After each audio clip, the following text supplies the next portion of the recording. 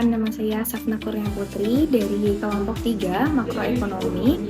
Di sini saya akan menjelaskan salah satu materi, yaitu tentang teori kuantitas uang yang dikemukakan oleh Irving Fisher.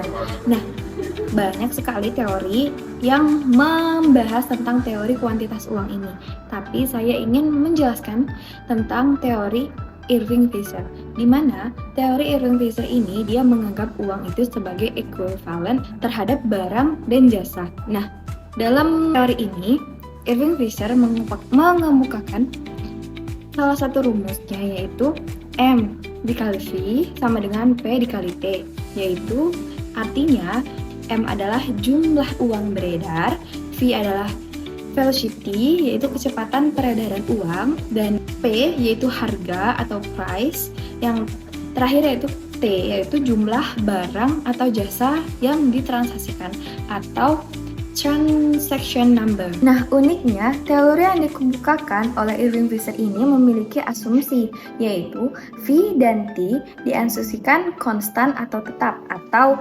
full employment, yang juga dapat diartikan bahwa semua barang atau jasa sudah digunakan sepenuhnya atau sudah digunakan menyeluruh. Bagaimana hubungan M dan P? M dan P memiliki hubungan positif, di mana dapat kita simpulkan bahwa apabila uang yang beredar naik atau meningkat, maka harga juga akan terus-terusan meningkat, yang sering kita kenal sebagai inflasi. Inflasi akan sangat mempengaruhi harga yang dijual oleh penjual. Faktor utama yang mempengaruhi tingkat harga adalah inflasi. Nah, itu tadi penjabaran saya tentang teori kuantitas uang yang dikemukakan oleh Irving Fisher. Sebenarnya masih banyak pendapat terkemuka dari tokoh yang terkenal, tetapi menurut saya teori Irving Fisher ini adalah teori yang paling terkenal dan banyak dipelajari.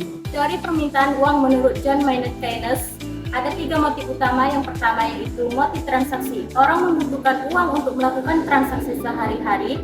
Permintaan uang untuk transaksi juga dipengaruhi oleh tingkat pendapatan seseorang. Semakin tinggi pendapatan seseorang, semakin besar permintaan uang untuk transaksi. Yang kedua yaitu motif berjaga-jaga. Orang juga menyimpan uang sebagai cadangan keperluan tidak terduga.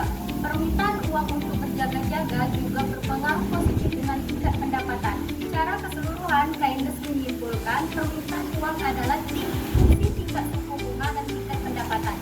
Tingkat suku bunga mempengaruhi keputusan spekulatif, sedangkan tingkat pendapatan mempengaruhi permintaan uang untuk transaksi dan berjaga-jaga. Baik, saya Marifat Nasana. Saya akan melanjutkan materi mengenai motif spekulasi John Keynes.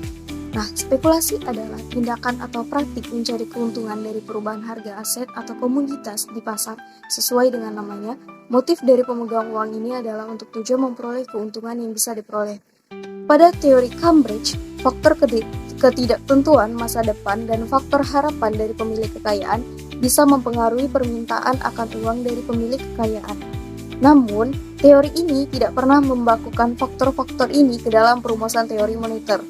Perumusan permintaan uang untuk motif spekulasi dari Keynes merupakan langkah formalisasi dari faktor-faktor ini ke dalam teori moneter.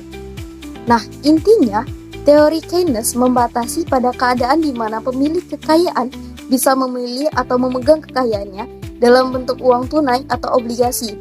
Nah, uang tunai dianggap tidak memberikan penghasilan, sedangkan obligasi dianggap memberikan berupa sejumlah uang tertentu setiap periodenya. Teori Keynes dibicarakan khusus obligasi yang memberikan suatu penghasilan berupa sejumlah uang tertentu setiap periode. Nah, mungkin itu saja yang dapat saya sampaikan. Saya lanjutkan kepada materi selanjutnya. Teori permintaan uang Friedman atau monetaris. Menurut pandangan Friedman, permintaan uang dapat ditentukan oleh beberapa faktor. Yang pertama adalah tingkat harga, yang kedua adalah suku bunga obligasi, yang ketiga adalah suku bunga ekuitas, dan yang terakhir adalah modal fisik dan kekayaan. Menurut Friedman, memegang uang adalah salah satu cara kita untuk menyimpan kekayaan, baik dalam bentuk harta keuangan atau financial asset seperti saham, obligasi, dan deposito, dalam bentuk harta tetap seperti rumah dan tanah, dan dalam bentuk kekayaan manusiawi. Kekayaan manusiawi sendiri adalah kekayaan yang didapatkan oleh kemampuan seseorang dalam menghasilkan aliran pendapatan di masa yang akan datang. Teori permintaan yang didasarkan pada teori kuantitas modern yang dikembangkan oleh Friedman dapat dinyatakan dalam persamaan pada gambar berikut.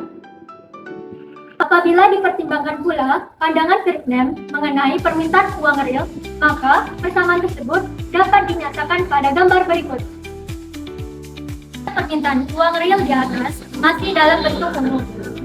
Secara spesifik, bentuk fungsi di atas masih sangat dipengaruhi oleh faktor-faktor lainnya, seperti perkembangan institusi keuangan dan lembaga lainnya yang terkait di dalam perekonomian dan juga oleh kebijakan-kebijakan yang dilakukan oleh pemerintahan. Menyatakan bahwa permintaan uang terbagi menjadi beberapa bagian. Menyatakan bahwa permintaan uang bergabung pada pendapatan dan tingkat bunga. Permintaan uang terbagi menjadi tiga hal, yaitu total kekayaan yang dimiliki, harga dan keuntungan pada masing-masing bentuk kekayaan, serta dan referensi pemilik harta.